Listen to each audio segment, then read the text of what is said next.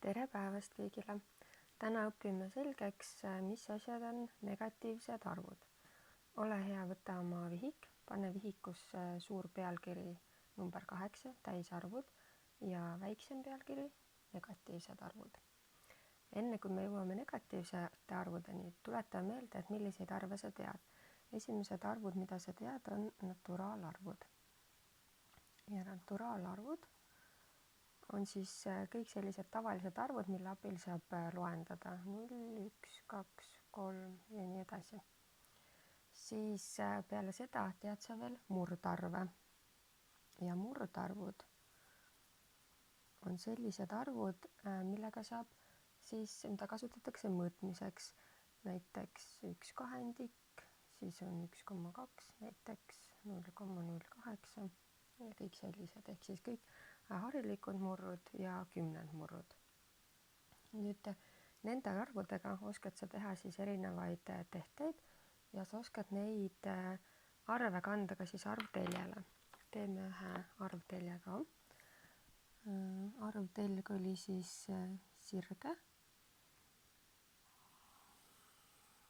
ja arvtelg algas 0-st pihta ja läks siis 0-st paremale poole kõik arvud suuremaks. Ja siit saab siis kirjutada, eks ole, 1, 2, 3, 4 ja nii edasi. Sa oskad siia ka panna siis näiteks 2,5, see on 1, 2, 2 ja 3 vahel, eks ole. Sa oskad siia panna 2,5 ja nii edasi.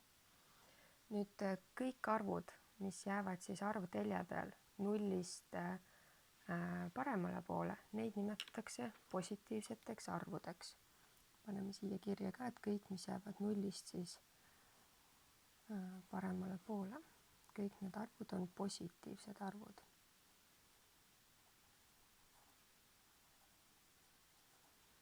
Ja positiivsed arvud tähendabki siis seda, et need on 0-st paremal, nad on kõik 0-st suuremad. Nüüd tegelikult on ka 0-st vasakul pool olemas arvud. Ja kui 0-st paremal pool on positiivsed arvud, siis 0-st vasakul pool on negatiivsed arvud. Nii, ja teeme ühe arvtelje veel. Aga nüüd teeme selle arvtelje nii, et me ei pane mitte 0 ühte äärde, vaid paneme 0 keskele. Ja proovime nüüd kanda siia samad need arvud, mis on positiivsed, ehk siis 0-st paremale poole. 1, 2, kirjuta nii palju, kui sul siia mahub neid.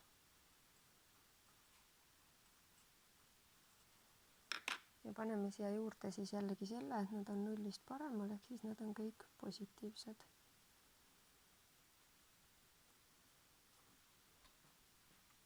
Ja positiivsed arvud on kõik need, millega sa oled harjunud siiamaani tegelema ja mida sa oled harjunud nägema.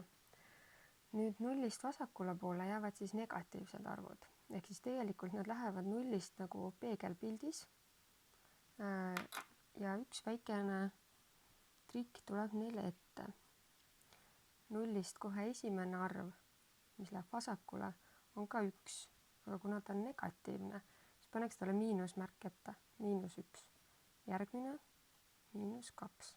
Edasi -3. No nii, kirjuta endale ka nii palju, kui sul mahub. Ja paneme siis siia teise poole ka sõna, et kõik need on negatiivsed arvud.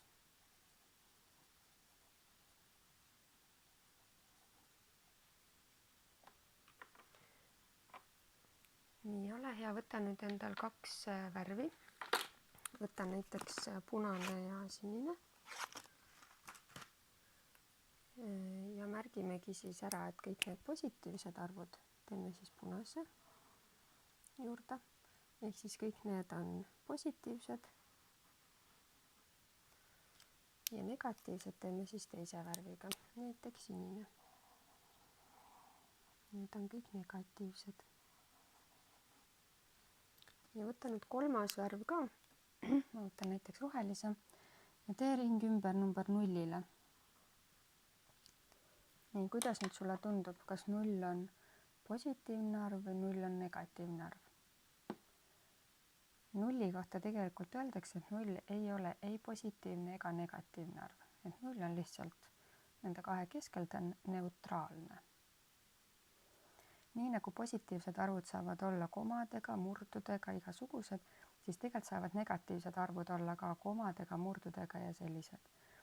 Kui sa paned tähele, siis negatiivsed arvud on nagu vastupidi, et mida väiksemaks läheb ehk nullist vasakule poole, seda suuremaks see number nagu läheb, aga tal on miinus ees. Nii, kus kohas sa oled üldse näinud negatiivseid arve? Üks koht, kus sa kindlasti võiks olla näinud negatiivseid arve, on termomeeter, mis näitab sooja ja külma.